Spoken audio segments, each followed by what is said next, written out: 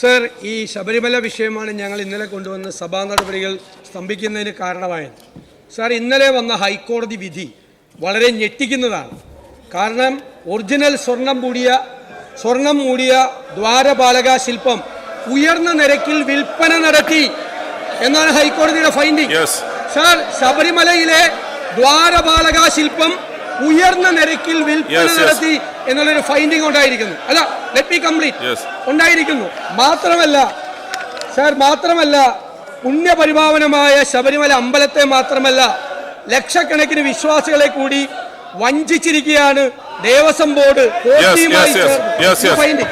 അതുകൊണ്ട് let me complete. ഞാൻ പറയട്ടെ, അവരവിടെ ഇരിക്കട്ടെ. ഞാൻ പറയട്ടെ.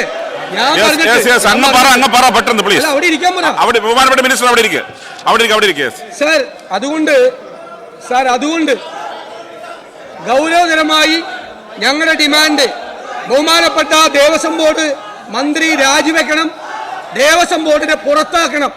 സാർ, അതിന് സർക്കാരിന്റെ തീരുമാനം പ്രഖ്യാപിക്കണം. ബഹുമാനപ്പെട്ട ഹൈക്കോടതിയെ പോലും അംഗീകരിക്കുന്നില്ല എന്ന നിലപാടാണ് പ്രതിപക്ഷ മേധാവി ഇപ്പോൾ സ്വീകരിച്ചിട്ടുള്ളത്. ഈ ഗവൺമെന്റും ദേവസ്വം ബോർഡും മന്ത്രിയും എല്ലാം വ്യക്തമാക്കി ഏത് അന്വേഷണത്തെയും സ്വാഗതം ചെയ്യുന്നു. ഹൈക്കോടതിയുടെ മേൽനോട്ടത്തിൽ തന്നെ ഒരു അന്വേഷണം വരുമ്പോൾ ഹൈക്കോടതിയെ പോലും അംഗീകരിക്കാതെയുള്ള ഈ നാടകം കേവലം സങ്കുചിത രാഷ്ട്രീയത്തിന് വേണ്ടിയുള്ളതാണ്. നിയമസഭാ നടപടികൾ തുടർച്ചയായി സ്തംഭിപ്പിക്കുന്നത് ഹൈക്കോടതിയെ പോലും അംഗീകരിക്കാൻ പ്രതിപക്ഷം തയ്യാറല്ല എന്ന നിലപാടാണ് കാണുന്നത്.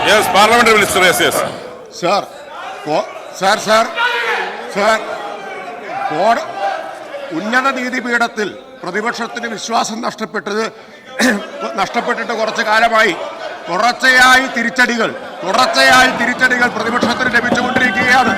ഇന്നലെയാണ് പരമോന്നത നീതിപീഠം സുപ്രീം കോടതി പറഞ്ഞത് രാഷ്ട്രീയ കളിയുമായി ഇങ്ങോട്ട് വരരുത് എന്ന് അവരോട് പറഞ്ഞത്. അതുകൊണ്ട് കോടതിയെ ഭയമാണ്, നിയമസഭയെ ഭയമാണ്, ചർച്ചയെ ഭയമാണ്, ജനങ്ങളെ ഭയമാണ്. ഭീരുക്കളായിട്ടുള്ള പ്രതിപക്ഷം തങ്ങളുടെ ഭീരുത്വം ആവർത്തിച്ച് ഇവിടെ പ്രകടിപ്പിച്ചുകൊണ്ടിരിക്കുകയാണ്. സർ, ആ അംഗത്തെ ഇവിടെ കാണുന്നില്ലല്ലോ. വീണിതല്ലോ കിടക്കുന്നു ധരണിയിൽ ശോണിതഭൂപനും അയ്യോ എന്ന മറ്റൊരു അംഗമുണ്ടല്ലോ. എവിടെയാണ്? ചോദ്യോത്തര വേളയിലേക്ക് ഓർഡർ. ചോദ്യം number 211 Shri A P Anilkumar, not in the seat. ചോദ്യം number 212 Shri K M Sachin Dev, ബഹുമാനപ്പെട്ട പട്ടികജാതി പട്ടികവർഗ പിന്നോക്ക വിഭാഗ മന്ത്രി. മിനിസ്റ്റർ.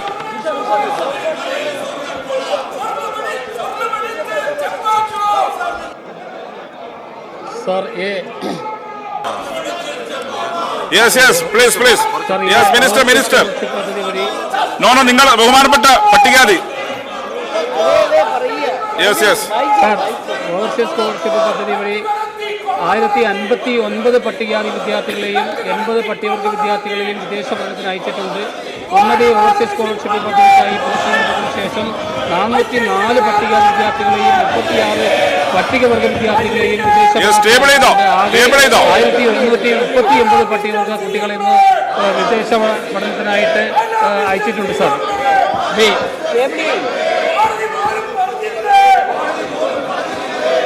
സാർ, ഞാൻ ഈ ചോദ്യം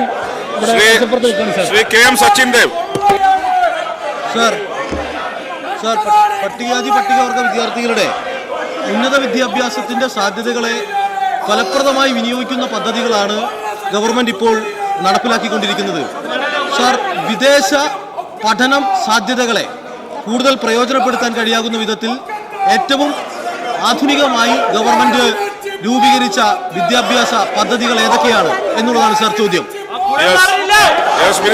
സാർ, ഈ ഗവൺമെന്റ് നമ്മുടെ പട്ടികജാതി പട്ടികവർഗ വിദ്യാർത്ഥികൾക്ക് വിദ്യാഭ്യാസ പദ്ധതിക്കാണ് സാർ ഏറ്റവും കൂടുതൽ ഇന്ന് കൊടുത്തിട്ടുള്ളത്.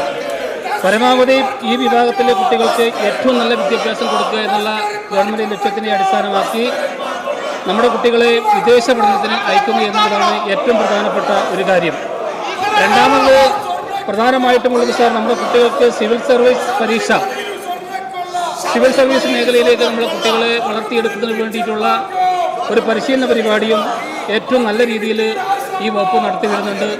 മൂന്നാമത്തെ പ്രധാനപ്പെട്ട കാര്യം, വിവിധ ട്രെയിനിങ് കോഴ്സുകൾ കൊടുക്കുന്നുണ്ട് സാർ. വിവിധ ഈ തൊഴിലധിഷ്ഠിത കോഴ്സുകൾ പഠിപ്പിക്കുന്നതിന് വേണ്ടിയിട്ടുള്ള പരിശീലന പരിപാടികളും വകുപ്പ് നല്ല രീതിയിൽ നടത്തി വരുന്നുണ്ട്. ഇത്തരം പദ്ധതികളൊക്കെ സംയോജിപ്പിച്ചുകൊണ്ടാണ് പട്ടികജാതി പട്ടികവർഗ വിദ്യാർത്ഥികളെ ഉന്നത വിദ്യാഭ്യാസ പദ്ധതിയിലേക്ക് കൈപിടിച്ച് ഉയർത്തുന്നതിന് വേണ്ടിയിട്ട് ഗവൺമെൻറ്റും വകുപ്പും ശ്രമം നടത്തിക്കൊണ്ടിരിക്കുന്നത്. സെക്കൻഡ് ക്വസ്റ്റ്യൻ സർ, ഉന്നത വിദ്യാഭ്യാസ മേഖലയിൽ സാർ ഏറ്റവും സാധാരണ അടിസ്ഥാന ജനവിഭാഗങ്ങളുടെ പ്രശ്നങ്ങൾ ചർച്ച ചെയ്യുന്ന ഒരു ചോദ്യോത്തര വേളയിൽ സാർ പ്രതിപക്ഷം തടസ്സപ്പെടുത്തുന്ന രീതി ശരിയല്ല സാർ. ഇവിടെ പട്ടികജാതി വിദ്യാർത്ഥികൾക്ക് ഉന്നത വിദ്യാഭ്യാസ മേഖലയിൽ വലിയ സാധ്യതകൾ തുറന്നിടുന്ന ഗവൺമെന്റാണ് സാർ നമ്മുടേത്. ഗവൺമെന്റിന്റെ ഈ നടപടി പ്രകാരം എത്ര പട്ടികജാതി പട്ടികവർഗ വിദ്യാർത്ഥികൾ വിദേശ പഠനം ഇപ്പോൾ നടത്തിക്കൊണ്ടിരിക്കുന്നുണ്ട് സാർ? ഇതാണ് ചോദ്യം സാർ. Yes minister. സാർ, ഇവിടെ ഈ കാണുന്ന സാർ, ഇത് നമുക്ക് അംഗീകരിക്കാൻ വേണ്ടി സാധിക്കില്ല. നമ്മുടെ ഗവൺമെൻറ്റിനെ സംബന്ധിച്ച് നമ്മുടെ സംസ്ഥാനത്തെ ഏറ്റവും പാവപ്പെട്ട ജനവിഭാഗം എന്ന് പറയുന്നത് പട്ടികജാതി പട്ടികവർഗ വിഭാഗക്കാരാണ്. അവരുടെ കാര്യങ്ങൾ പറയുന്നതിനും കേൾക്കുന്നതിനും പരിശോധിക്കുന്നതിനും വേണ്ടിയിട്ടുള്ളതാണ് സാർ ഇത്തരം ചോദ്യോത്തരങ്ങൾ നമ്മുടെ സഭാവേളകൾ നടത്തുന്നത്. പക്ഷേ ഈ കാര്യങ്ങളെ ഈ പ്രതിപക്ഷം ഈ രീതിയിൽ തടസ്സപ്പെടുന്ന ഒരു തരത്തിലും നമുക്ക് അംഗീകരിക്കാൻ വേണ്ടി സാധിക്കില്ല സാർ. ഞാനിവിടെ നേരത്തെ പറഞ്ഞു, ഇപ്പോൾ വിദേശ പഠനത്തിന് 1039 കുട്ടികളാണ് സാർ നമ്മുടെ വിദേശ പഠനത്തിന് വേണ്ടിയിട്ട് ഇപ്പോൾ നിലവിൽ അയച്ചിട്ടുള്ളത്. Shrimati K Shailaja teacher. Sir, ധാരാളം കുട്ടികൾക്ക് വിദേശത്ത് അവസരം ഉണ്ടാക്കി കൊടുക്കാനുള്ള അങ്ങയുടെ പരിശ്രമത്തെ അഭിനന്ദിക്കുന്നു സർ. അതുപോലെ തന്നെ ഈ വിദേശത്തേക്ക് പോകുമ്പോൾ ഇംഗ്ലീഷ് ഭാഷയും അതുപോലെ മറ്റ് വിദേശ ഭാഷകളുമാണ് ഏറ്റവും കൂടുതലായിട്ട് ആവശ്യമായിട്ട് വരുന്നത്. അത്തരം ഭാഷാ പരിശീലനത്തിനുള്ള സൗകര്യം കൂടി അങ്ങയുടെ നേതൃത്വത്തിൽ നൽകാമോ? ഒരു കാര്യം കൂടി സൂചിപ്പിക്കുന്നു സർ, ഇത്രയും പ്രധാനപ്പെട്ട വിഷയം സഭയിൽ ചർച്ച ചെയ്യുമ്പോൾ ഈ പ്രതിപക്ഷം കാണിക്കുന്ന ഇത്തരത്തിലുള്ള ജനാധിപത്യ വിരുദ്ധമായിട്ടുള്ള സമീപനം ഈ നാട്ടിലെ ജനങ്ങളെല്ലാം വീക്ഷിക്കുന്നുണ്ട് എന്നുള്ളത് പ്രതിപക്ഷം ഓർത്താൽ നന്ന് എന്ന് കൂടി സൂചിപ്പിക്കുകയാണ്. മിനിസ്റ്റർ. സാർ, നമ്മുടെ ടീച്ചർ ഇവിടെ ചോദിച്ച കാര്യം വളരെ പ്രധാനപ്പെട്ടതാണ്. നമ്മുടെ വിദേശ പഠനത്തിന് നമ്മൾ കുട്ടികളെ അയക്കുമ്പോൾ അവർക്ക് ഇംഗ്ലീഷ് പരിജ്ഞാനം വളരെ പ്രധാനപ്പെട്ടതാണ് സാർ. അപ്പം അത്തരം കാര്യങ്ങൾ കൊടുക്കുന്നതിന് വേണ്ടിയിട്ട് IELTS പോലെയുള്ള പരിശീലന പരിപാടികൾ വകുപ്പ് ആസൂത്രണം ചെയ്ത് നടപ്പാക്കി വരുന്നുണ്ട്. അതിൻ്റെ അടിസ്ഥാനത്തിൽ കുട്ടികൾക്ക് ഇംഗ്ലീഷ് പരിജ്ഞാനം ഉറപ്പുവരുത്തിക്കൊണ്ട് വിദേശ പഠനത്തിന് അയക്കുന്നതിന് വേണ്ടിയിട്ടുള്ള നടപടി വകുപ്പ് സ്വീകരിക്കും sir. Shri K Babu Nenmara. Sir, പാർശ്വവൽക്കരിക്കപ്പെട്ട ജനവിഭാഗത്തിന്റെ പട്ടികജാതി പട്ടികവർഗ വിദ്യാർത്ഥികളുടെ പ്രശ്നം ചർച്ച ചെയ്യുമ്പോൾ പ്രതിപക്ഷ നാടകം സാമൂഹ്യ നീതിക്കും ആ വിദ്യാർത്ഥികളോടുള്ള അവഗണനയാണ് സാർ ഇവിടെ കാണിക്കുന്നത്. സാർ, വിമാനം കാണാൻ പോയ കുട്ടി ഇന്ന് പൈലറ്റാണ്. സാർ, വിദേശത്തൊന്ന് പോകണമെന്ന് ആഗ്രഹിച്ച കുട്ടി വിദേശത്ത് പോകുക മാത്രമല്ല അവിടെ പോയി പഠിക്കുകയും അവിടെ തന്നെ ജോലി ലഭിക്കുകയും ചെയ്തു. സാർ, പട്ടികജാതി വകുപ്പിനെയും മന്ത്രിയെയും ഞാൻ അഭിനന്ദിക്കുന്നു, ഈ ഗവൺമെന്റിനെയും അഭിനന്ദിക്കുന്നു. സാർ, എന്റെ ചോദ്യം ഇതാണ്, പട്ടികജാതി പട്ടികവർഗ വികസന വകുപ്പ് മുഖേന നടപ്പിലാക്കുന്ന ഉന്നതി ഓവർസീസ് സ്കോളർഷിപ്പിനുള്ള അർഹത നേടാനുള്ള മാനദണ്ഡങ്ങൾ എന്തൊക്കെയാണെന്ന് വിശദമാക്കാമോ? Yes minister. സാർ, നമ്മൾ ഗവൺമെൻറ്റിൻ്റെ ഏജൻസിയായിട്ടുള്ള ഒഡാപെക്കിനെയാണ് നമ്മൾ ഈ കാര്യങ്ങൾ ചെയ്യുന്നതിന് വേണ്ടി ചുമതലപ്പെടുത്തിയിട്ടുള്ളത്. ഒഡാപെക്ക് അപേക്ഷ ക്ഷണിച്ച് അതിൻ്റെ അടിസ്ഥാനത്തിൽ കുട്ടികളെ നമ്മൾ ഇൻ്റർവ്യൂ നടത്തി അതിൻ്റെ അടിസ്ഥാനത്തിൽ അവരുടെ വരുമാനവും മറ്റു കാര്യങ്ങളൊക്കെ പരിശോധനയ്ക്ക് വിധേയമാക്കിക്കൊണ്ടാണ് സാർ നമ്മൾ ഗുണഭോക്താക്കളെ അല്ലെങ്കിൽ കുട്ടികളെ ഈ പഠനത്തിന് വേണ്ടിയിട്ട് തിരഞ്ഞെടുക്കുന്നത്. സാർ, യോഗ്യതാ പരീക്ഷയിൽ ലഭിക്കുന്ന മാർക്ക് താരതമ്യേന കുറവാണ് എന്ന കാരണത്താൽ പ്രൊഫഷണൽ വിദ്യാർത്ഥികൾക്ക് ഉന്നതി ഓവർസീസ് സ്കോളർഷിപ്പ് ആനുപാതികമായി ലഭിക്കുന്നില്ല എന്ന കാര്യം ശ്രദ്ധപ്പെട്ടിട്ടുണ്ട്. ഇത് പരിഹരിക്കുന്നതിന് വേണ്ടി ഗവൺമെന്റ് എന്തെങ്കിലും തീരുമാനം എടുത്തിട്ടുണ്ട്? Yes minister. സാർ, ഗവൺമെൻറ്റിൻ്റെ ശ്രദ്ധയിൽപ്പെട്ടിട്ടുണ്ട്. സ്കോളർഷിപ്പ് പാറ്റേണിൽ വാർഷിക വരുമാനത്തിൻ്റെ അടിസ്ഥാനത്തിൽ നിശ്ചയിച്ചിട്ടുള്ള ഓരോ വിഭാഗത്തിലെയും കോട്ടകളിൽ 20% കുറയാത്ത വിധം സീറ്റുകൾ പ്രൊഫഷണൽ കോഴ്സുകൾ പഠിച്ചവർക്കായി മാറ്റിവെച്ചിട്ടുണ്ട്. ഇതിനായി ആവശ്യമായിട്ടുള്ള മാർഗനിർദ്ദേശങ്ങൾ ഭേദഗതി വരുത്തിയിട്ടുണ്ട് സാർ. ചോദ്യം നമ്പർ 213 ശ്രീ കെ പ്രേംകുമാർ, ബഹുമാനപ്പെട്ട ന്യൂനപക്ഷ ക്ഷേമം, കായികം, വഖഫ്, ഹജ്ജ്, തീർത്ഥാടന വകുപ്പ് മന്ത്രി. Yes minister. സർ, കായിക വകുപ്പിന് കീഴിൽ ധാരാളം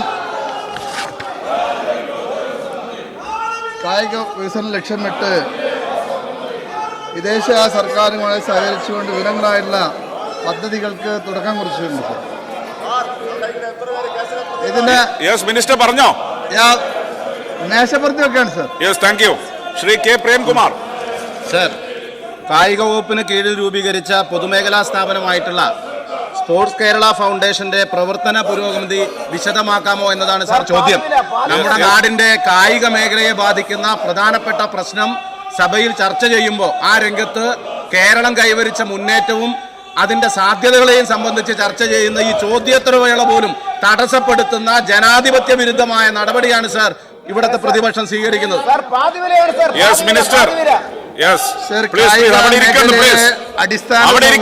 ലക്ഷ്യം വെച്ചുകൊണ്ട് കേരളത്തിലെ സർക്കാർ സ്പോർട്സ് കേരള ഫൗണ്ടേഷൻ എന്ന പുതിയൊരു സ്ഥാപനം രൂപം നൽകുകയും ഇതിന്റെ ഭാഗമായി സംസ്ഥാനത്ത് നടന്നു വരുന്ന കായിക അടിസ്ഥാന വികസന മേഖലയിലുള്ള പ്രവർത്തനങ്ങൾക്ക് ശക്തമായ നേതൃത്വം നൽകാൻ ഇതുകൊണ്ട് കഴിയുന്നുണ്ട് സർ. 2000 കോടി രൂപയോളം ഉള്ള പ്രവൃത്തികൾ ഇപ്പോൾ SKFന്റെ നേതൃത്വത്തിൽ നടന്നു വരുന്നുണ്ട്. ബഡ്ജറ്റിൽ വരുന്ന കായിക അടിസ്ഥാന വികസന പദ്ധതികൾ, കിഫ്ബി പദ്ധതികൾ, ഒരു പഞ്ചായത്തിൽ ഒരു പദ്ധതി എന്ന കളിക്കളം, MLA ഫണ്ട് ഉപയോഗിച്ചുള്ള പദ്ധതികൾ, കായിക ഡയറക്ടറേറ്റ്, സ്പോർട്സ് കൗൺസിൽ എന്നിവയുടെ നിർമ്മാണ പ്രവർത്തനങ്ങൾ, കായിക വകുപ്പിന്റെ പദ്ധതികൾക്കുള്ള കായിക ഉപകരണങ്ങൾ പർച്ചേസ് തുടങ്ങിയ പ്രവർത്തനങ്ങളാണ് SKF ഏറ്റെടുത്ത് നടത്തുന്നത്. രാജ്യത്ത് ആദ്യമായി സംഘടിപ്പിച്ച കായിക ഉച്ചകോടി, സന്തോഷ് ട്രോഫി, ദേശീയ വനിതാ സീനിയർ ഫുട്ബോൾ ചാമ്പ്യൻഷിപ്പ്, അന്താരാഷ്ട്ര ചെസ് ഫെസ്റ്റിവൽ തുടങ്ങി സംഘടന നിരവധിയായ കാര്യങ്ങൾ SKF നടത്തിയിട്ടുണ്ട് സർ. കേരളത്തിൽ സർക്കാർ എത്ര സിന്തറ്റിക് ട്രാക്കുകൾ കഴിഞ്ഞ 10 വർഷത്തിനിടയിൽ നിർമ്മിച്ചിട്ടുണ്ടെന്ന് വ്യക്തമാക്കാമോ? സർ, ഈ സർക്കാർ അധികാരത്തിൽ വരുന്നതിന് മുമ്പ് കേരളത്തിൽ ഒരു സിന്തറ്റിക് ട്രാക്ക് മാത്രമായിരുന്നു ഉണ്ടായിരുന്നത്. പക്ഷെ ഇപ്പോൾ സംസ്ഥാനത്ത് 16ഓളം സിന്തറ്റിക് ട്രാക്കുകൾ ഇപ്പോൾ നിലവിലുണ്ട് സർ. ശ്രീ കടകംപള്ളി സുരേന്ദ്രൻ. സർ, കായിക രംഗത്ത് ഈ സർക്കാർ ആരംഭിച്ച വിപുലമായ പദ്ധതിയാണ് ഒരു പഞ്ചായത്ത് ഒരു കളിക്കളം. ഈ പദ്ധതിയുടെ പുരോഗതി വിശദമാക്കാമോ സർ? Yes minister. സർ, നമ്മുടെ സംസ്ഥാനത്ത് 425 പഞ്ചായത്തുകൾക്കാണ് സ്വന്തമായി കളിക്കളം ഇല്ല എന്ന് കണ്ടെത്തിയിട്ടുള്ളത്. അതിൽ ഇപ്പോൾ 167 പഞ്ചായത്തുകൾക്ക് കളിക്കളങ്ങൾ നിർമ്മിക്കുന്ന പദ്ധതികൾ നല്ല രീതിയിൽ പുരോഗമിക്കുന്നു. ഏകദേശം 67 കളിക്കളങ്ങളുടെ നിർമ്മാണം ഇപ്പോൾ പൂർത്തീകരിച്ചിട്ടുണ്ട് സർ. അതോടൊപ്പം തന്നെ പഞ്ചായത്തുകൾക്ക് സ്വന്തമായി സ്ഥലമില്ലാത്ത ധാരാളം കളിക്കളങ്ങളുടെ നിർമ്മാണം അതുകൊണ്ട് തന്നെ വൈകുന്നുണ്ട് സർ. ഇത് സ്വന്തമായി പഞ്ചായത്തുകൾക്ക് കളിക്കളം വാങ്ങാനുള്ള പണം കൂടി നൽകുന്ന കാര്യവും ഗവൺമെന്റ് ആലോചിച്ചു വരികയാണ് സർ. ശ്രീ ലിൻഡോ ജോസഫ്. സർ, കീഴ്ക്കോടതി മുതൽ സുപ്രീം കോടതി വരെ പോയി ഇളിഭ്യരായി നിൽക്കുന്ന പ്രതിപക്ഷം ഈ ചോദ്യോത്തരവേള തടസ്സപ്പെടുത്തുന്നത് ഏറ്റവും അപമാനകരമായ കാര്യമാണ് സർ. സാർ, അങ്ങയുടെ മുഖം കാണാൻ വേണ്ടി കഴിയുന്നില്ല. സാർ, എൻ്റെ ചോദ്യം, കായിക വകുപ്പിന്റെ ഫിറ്റ്നസ് സെന്ററുകൾ ഏറെ ജനകീയമായ ഒരു പദ്ധതിയാണ്. ഈ പദ്ധതി എല്ലാ ജില്ലയിലും എല്ലാ മണ്ഡലത്തിലും നടപ്പിലാക്കുന്നതിന് കായിക വകുപ്പ് പ്രത്യേകമായ നടപടി സ്വീകരിക്കുമോ എന്നാണ്. Yes minister. തീർച്ചയായും സർ, ഈ കാര്യങ്ങളിൽ ശക്തമായ നടപടികൾ എടുത്തുകൊണ്ട് തന്നെ മുന്നോട്ട് പോകാൻ സർ. എം വിജയൻ. സർ, ഭിന്നശേഷിക്കാരുടെ സ്പോർട്സ് ഇന്ന് വലിയ നിലയിലുള്ള പ്രചാരം ലഭിക്കുകയാണ്. സർ, പാരാ കായിക മേഖലയുടെ പ്രോത്സാഹനത്തിന് സർക്കാർ സ്വീകരിച്ചു വരുന്ന നടപടികൾ എന്തെല്ലാമാണ് സർ? അതോടൊപ്പം നമ്മുടെ ഈ ഗ്രൗണ്ടുകൾ പഞ്ചായത്ത് തോറും നമ്മളിപ്പോൾ നൽകുന്നുണ്ട്. അതോടൊപ്പം നമ്മുടെ സംസ്ഥാനത്തെ വായനശാലകളുടെ ക്ലബ്ബുകളുടെ കയ്യിലുള്ള സ്ഥലങ്ങൾ അത് MLA ഫണ്ട് ഉൾപ്പെടെ ഉപയോഗിച്ചുകൊണ്ട് ഗ്രൗണ്ടുകളാക്കി മാറ്റാൻ പറ്റുമെങ്കിൽ കൂടുതൽ കായിക മേഖലയിൽ നമുക്ക് ഗ്രൗണ്ടുകൾ ഉണ്ടാക്കി കൊടുക്കാൻ പറ്റും. അതിന്റെ സാധ്യതയെക്കുറിച്ച് സർക്കാർ പരിശോധിക്കുമോ?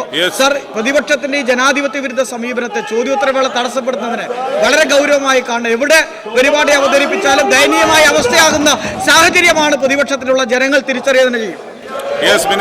സർ, ഭിന്നശേഷി സ്പോർട്സ് ഇന്ന് വലിയ പ്രചാരമാണ് ലഭിച്ചു വരുന്നത് സർ. ഇന്ത്യയുടെ റെക്കോർഡ് പ്രകടനമായിരുന്നു പാരാ ഒളിമ്പിക്സിൽ നമ്മൾ കണ്ടത് സർ. കേരളത്തിൽ ആദ്യമായി ഭിന്നശേഷി സൗഹൃദ സ്റ്റേഡിയം നമ്മൾ പണിയുകയാണ് സർ ഒറ്റപ്പാലത്ത്. അതോടൊപ്പം തന്നെ ഭിന്നശേഷി വിഭാഗങ്ങൾക്കായിട്ടുള്ള പാരാ സ്പോർട്സിന് ഇപ്പോൾ കേരള സ്പോർട്സ് കൗൺസിൽ അംഗീകാരം നൽകിയിട്ടുണ്ട് സർ. ബഹുമാനപ്പെട്ട അംഗം പറഞ്ഞ എല്ലാ കാര്യങ്ങളും പരിശോധിച്ച് നോക്കുക. യെസ്. ചോദ്യം നമ്പർ 214 ശ്രീ മാത്യു തോമസ്, ബഹുമാനപ്പെട്ട ന്യൂനപക്ഷ ക്ഷേമം, കായികം, വഖഫ്, ഹജ്ജ്, തീർത്ഥാടന വകുപ്പ് മന്ത്രി. ടേബിൾ ചെയ്തോ. പ്ലീസ് ഒന്ന് അത് ബാനർ താഴ്ത്താൻ പറ പ്ലീസ്. പ്ലീസ് സർ, വിവിധ മേഖലയിൽ ന്യൂനപക്ഷങ്ങൾക്കായി നിരവധിയായുള്ള പ്രവർത്തനങ്ങൾ നമ്മൾ നടത്തി വരുന്നുണ്ട് സർ. ഇപ്പം കേന്ദ്ര ഗവൺമെന്റ് നിർത്തലാക്കിയിട്ടുള്ള നിരവധി സ്കോളർഷിപ്പുകൾ പുനരാരംഭിക്കാൻ കേരളത്തിന് കഴിഞ്ഞിട്ടുണ്ട് സർ. ബാക്കിയുള്ള കാര്യങ്ങൾ മേശപ്പുറത്തു. ശ്രീ മാത്യു ടി തോമസ്. സാർ, ഈ ന്യൂനപക്ഷ ക്ഷേമ വകുപ്പിൽ സ്കോളർഷിപ്പുകൾക്ക് അനുവദിക്കുന്ന തുക ചിലവാക്കാറില്ല എന്നൊരു വിമർശനം, എന്നൊരു വാർത്ത ഇടയ്ക്കിടെ പത്രങ്ങളിൽ വരാറുണ്ട്. സാർ, പ്രധാനമായും ചില ആളുകൾ മനഃപൂർവ്വം പ്രചരിപ്പിക്കുന്ന വാർത്തയായിട്ട് അത് തോന്നാറുണ്ട്. ഈ വാർത്തകളിൽ വല്ല വസ്തുതയുമുണ്ടോ? അത് വിശദമാക്കാം. മിനിസ്റ്റർ. സർ, വളരെ തെറ്റായിട്ടുള്ള ഒരു കാര്യമാണ് സർ ഈ പ്രചരണത്തിലുള്ളത്. ന്യൂനപക്ഷ വകുപ്പിന്റെ കീഴിൽ പ്ലീസ് പ്ലീസ് പ്ലീസ് ഒന്നവിടെ ഇരിക്കുക. നമ്മൾ അനുവദിക്കുന്ന മുഴുവൻ സ്കോളർഷിപ്പുകളും കൃത്യമായി അവരുടെ കൈകളിൽ എത്തിക്കാൻ നമ്മൾ ശ്രമിക്കാറുണ്ട് സർ. അതോടൊപ്പം തന്നെ സ്കോളർഷിപ്പുകൾ ഉൾപ്പെടെ ന്യൂനപക്ഷ ക്ഷേമ വകുപ്പിന്റെ എല്ലാ ആനുകൂല്യങ്ങളും വിതരണം ചെയ്യുന്നത് ബഹുമാനപ്പെട്ട ഹൈക്കോടതിയുടെ ഉത്തരവ് പ്രകാരമാണ് സർ. ആ അനുപാതമാണ് നമ്മൾ പാലിച്ചു വരുന്നത്. ഒരു വിഭാഗത്തിൻ്റെ മതിയായ അപേക്ഷകർ ആ വിഭാഗത്തിൽ ഇല്ലെങ്കിൽ അത് മറ്റു വിഭാഗത്തിന് അനുവദിക്കാൻ നമുക്ക് കഴിയില്ല സർ. അതോടൊപ്പം തന്നെ ഇന്ന് ന്യൂനപക്ഷ സ്കോളർഷിപ്പിനായി അപേക്ഷകൾ ധാരാളം അധികമായി വരുന്നുണ്ട് സർ. നമുക്ക് അനുവദിക്കുന്ന തുക അത് കൃത്യമായും പൂർണ്ണമായും ചെലവഴിക്കാൻ ഇന്ന് കഴിയുന്നുണ്ട്. അത് സമയബന്ധിതമായി തന്നെ ചെലവഴിക്കുന്നുണ്ട് സർ. Second question. സാർ, ഈ കേന്ദ്ര ഗവൺമെന്റ് നിർത്തലാക്കിയ പ്രീ മെട്രിക് സ്കോളർഷിപ്പിന് പകരമായി ന്യൂനപക്ഷ വിദ്യാർത്ഥികൾക്ക് ആനുകൂല്യം ലഭിക്കാൻ എന്തെങ്കിലും പദ്ധതികൾ സംസ്ഥാന ഗവൺമെന്റ് ആവിഷ്കരിച്ചിട്ടുണ്ട്? Yes minister. സർ, ധാരാളം ഇത്തരത്തിലുള്ള പദ്ധതികൾ ഇപ്പോൾ നടന്നു വരുന്നുണ്ട് സർ. ഇപ്പോൾ യൂണിയൻ ഗവൺമെന്റ് നിർത്തലാക്കിയിട്ടുള്ള നിരവധി സ്കോളർഷിപ്പുകൾ അത് നമ്മൾ കൊടുത്തു വരുന്നുണ്ട്. അതോടൊപ്പം തന്നെ ഏറ്റവും പുതിയതായി നമ്മൾ chief minister research scholarship four minorities എന്ന പുതിയൊരു സ്കോളർഷിപ്പ് കൂടി ആരംഭിക്കുന്നുണ്ട്. 6 കോടി രൂപ ഇതിനായി നമ്മൾ നീക്കിവെച്ചിട്ടുണ്ട്. Shri Mathew T Thomas K Thomas. Sir, ന്യൂനക്ഷേമ വകുപ്പിന്റെ കീഴിൽ കഴിഞ്ഞ വർഷവും നടപ്പ് വർഷവും അനുവദിച്ച പുതിയ പദ്ധതികൾ എന്തൊക്കെയാണ്? അങ്ങയുടെ കഴിഞ്ഞ മറുപടിയിൽ എല്ലാ പഞ്ചായത്തുകൾക്കും കളിക്കളം അനുവദിക്കുന്നു എന്ന് പറഞ്ഞിട്ടുണ്ട്. അങ്ങനെ ഉണ്ടെങ്കിൽ എൻ്റെ മണ്ഡലമായ കുട്ടനാട് ചോദിച്ചു ആദ്യം സർ, കേന്ദ്ര സർക്കാർ വിജ്ഞാപനം ചെയ്തിട്ടുള്ള ന്യൂനപക്ഷ വിഭാഗത്തിൽപ്പെട്ട മുസ്ലിം, ക്രിസ്ത്യൻ, ബുദ്ധ, ജൈന, പാഴ്സി എന്നീ വിഭാഗത്തിൽപ്പെട്ട എല്ലാ വിഭാഗങ്ങൾക്കും കേരള സംസ്ഥാന ന്യൂനപക്ഷ വികസന കോർപ്പറേഷൻ്റെ നേതൃത്വത്തിൽ അവരുടെ വിദ്യാർത്ഥികൾക്ക് ആവശ്യമായുള്ള ന്യൂനപക്ഷ സ്കോളർഷിപ്പുകൾ, വ്യത്യസ്തങ്ങളായുള്ള പദ്ധതികൾ എല്ലാം തന്നെ ഇപ്പോൾ നടപ്പിലുണ്ട് സർ. അതോടൊപ്പം തന്നെ സ്കോളർഷിപ്പുമായി ബന്ധപ്പെട്ട കാര്യങ്ങൾ നമ്മൾ സൂചിപ്പിച്ചു കഴിഞ്ഞാണ് ശ്രീ കോവൂർ കുഞ്ഞുമോൻ. സർ, ഈ ഗവൺമെൻറ് വന്നതിന് ശേഷം ന്യൂനപക്ഷ വിഭാഗങ്ങൾക്ക് ധാരാളം പദ്ധതികൾ ആവിഷ്കരിച്ച് നടപ്പിലാക്കിക്കൊണ്ടിരിക്കുകയാണ് സർ. അതിൻ്റെ ഭാഗമായി രാജ്യത്തിനകത്തും പുറത്തുമുള്ള വിവിധ മേഖലകളിലെ തൊഴിലവസരങ്ങൾ ലക്ഷ്യമിട്ടുകൊണ്ട് ധാരാളം ഏജൻസി നമ്മുടെ സ്കിൽ ഡെവലപ്മെന്റ് പരിശീലനങ്ങൾ സംഘടിപ്പിക്കുന്നുണ്ട് സർ. ന്യൂനപക്ഷ വിഭാഗത്തിലെ വിദ്യാർത്ഥികൾക്കായി ഇത്തരം ഏജൻസികളുടെ സഹായത്തോടു കൂടി നൈപുണ്യ വികസന പദ്ധതികൾ ആരംഭിക്കുന്നത് ഗുണകരമാകും സാർ. ചോദ്യം വരുന്നതേ ഉള്ളൂ സാർ. ന്യൂനപക്ഷ വിദ്യാർത്ഥികൾക്ക് വേണ്ടി സർക്കാർ നൈപുണ്യ വികസന പദ്ധതികൾ നടപ്പിലാക്കുന്നുണ്ടോ സാർ? ഉണ്ടെങ്കിൽ ഏതൊക്കെയാണ്? സർ, സംസ്ഥാനത്തെ ന്യൂനപക്ഷ വകുപ്പിന് കീഴിൽ നിലവിൽ 24 ന്യൂനപക്ഷ പരിശീലന കേന്ദ്രങ്ങളും 28 ഉപകേന്ദ്രങ്ങളുമാണ് ഉള്ളത് സർ. കഴിഞ്ഞ സർക്കാരിൻ്റെയും ഈ സർക്കാരിൻ്റെയും കാലയളവിൽ കണ്ണല്ലൂർ, കായംകുളം, മട്ടാഞ്ചേരി, പട്ടാമ്പി, വളാഞ്ചേരി, പേരാമ്പ്ര, ചൊക്ലി, ആലത്തിയൂർ എന്നിവിടങ്ങളിൽ 8 പുതിയ പരിശീലന കേന്ദ്രങ്ങൾ കൂടി ആരംഭിച്ചിട്ടുണ്ട്. അതോടെ 19 കേന്ദ്രങ്ങളും ഇപ്പോൾ പ്രവർത്തിക്കുകയാണ് സാർ. വിദേശ പരിശീലനം മാത്രമല്ല സർ, IAS IPS തുടങ്ങിയ പരീക്ഷകൾക്ക് ന്യൂനപക്ഷ വിദ്യാർത്ഥികളെ തയ്യാറെടുപ്പിക്കുന്നതിന് വേണ്ടിയുള്ള കേന്ദ്രങ്ങളും നല്ല രീതിയിൽ ഇപ്പോൾ പ്രവർത്തിച്ചു. ശ്രീ KP മോഹനൻ. സർ, അങ്ങയുടെ ഉത്തരത്തിൽ അടുത്ത വർഷവും സ്കോളർഷിപ്പുകൾ അനുവദിക്കുന്ന തുക വർദ്ധിപ്പിക്കുമെന്ന് സർക്കാരിൻ്റെ പരിഗണനയിലുണ്ട് എന്ന് പറഞ്ഞിട്ടുണ്ട്. എന്നാൽ സ്വാഗതാർഹമാണ്, അഭിനന്ദനാർഹമാണ്. സർ, സംസ്ഥാനത്ത് ന്യൂനപക്ഷങ്ങളുടെ ക്ഷേമത്തിനും വികസനത്തിനുമായി സംസ്ഥാന ന്യൂനപക്ഷ വികസന ധനകാര്യ കോർപ്പറേഷൻ നടത്തിവരുന്ന പ്രവർത്തനങ്ങൾ വിലയിരുത്തിയിട്ടുണ്ടോ? എങ്കിൽ അത് വിശദീകരിക്കാമോ? സർ, സംസ്ഥാന ന്യൂനപക്ഷ വികസന ധനകാര്യ കോർപ്പറേഷന് ഇപ്പോൾ നല്ല രീതിയിൽ അത് പ്രവർത്തിച്ചു വരികയാണ് സർ. നാളിതുവരെ 6300 പേർക്ക് 250 കോടി രൂപ വായ്പയായി നൽകാൻ നമുക്ക് കഴിഞ്ഞിട്ടുണ്ട് സർ. അതോടൊപ്പം തന്നെ കുറേ കാലങ്ങൾക്ക് ശേഷം ഈ ധനകാര്യ കോർപ്പറേഷൻ ഇത്തവണ ലാഭത്തിലേക്ക് വന്നിട്ടുണ്ട് സർ. വലിയ ലാഭം അതിൽ വന്നിട്ടുണ്ട്. അതോടൊപ്പം തന്നെ നിലവിലുള്ള പദ്ധതികൾ പരിഷ്കരിച്ച് ഇപ്പോൾ വിധവകളായിട്ടുള്ള സ്ത്രീകൾക്ക് സ്വയം തൊഴിൽ കണ്ടെത്തുന്നതിനുള്ള ധനസഹായങ്ങൾ, അവർക്ക് വീട് വെക്കുന്നതിനുള്ള ധനസഹായം തുടങ്ങി ധാരാളം പുതിയ പദ്ധതികൾ നമ്മൾ ആരംഭിച്ചിട്ടുണ്ട്. അതോടൊപ്പം തന്നെ സ്വയം തൊഴിൽ കണ്ടെത്താൻ ഏറ്റവും കുറഞ്ഞ പലിശ നിരക്കിൽ പണം അനുവദിക്കുന്നതിൽ വലിയ പുരോഗതി ഇപ്പോൾ അനുഭവപ്പെടുന്നുണ്ട് സർ. പ്ലീസ് ഒന്നവിടെ ഇരിക്കണം. ഒന്നവിടെ ഇരിക്കണം. ഇങ്ങനെ മുഖം മറച്ചാൽ എന്ത് ചെയ്യുന്നു? നിങ്ങളൊരു നോട്ടീസ് പോലും തരുന്നില്ല. നിങ്ങൾ പറഞ്ഞല്ലോ ഈ വിഷയം ചർച്ച ചെയ്യാൻ ഗവൺമെന്റ് തയ്യാറാണ് പറഞ്ഞല്ലോ. ഇതിനാണ് കോടതി പറയുകയും ചെയ്തു. കോടതി സ്പെഷ്യൽ ഇൻവെസ്റ്റിഗേഷൻ ടീമിനെ ആക്കി. ഇതിലെന്ത് ചെയ്യാൻ പറ്റും? അതിനപ്പുറത്ത് SIT ഏർപ്പാടാക്കി അന്വേഷണം നടക്കുകയാണ്. നിങ്ങൾ അവിടെ ഇരിക്കേ, സഭ നടക്കട്ടെ എന്ന്. പ്ലീസ് ചോദ്യോത്തരം റദ്ദ് ചെയ്യുന്നു. സഭ അല്പസമയത്തേക്ക് നിർത്തിവെക്കുന്നു.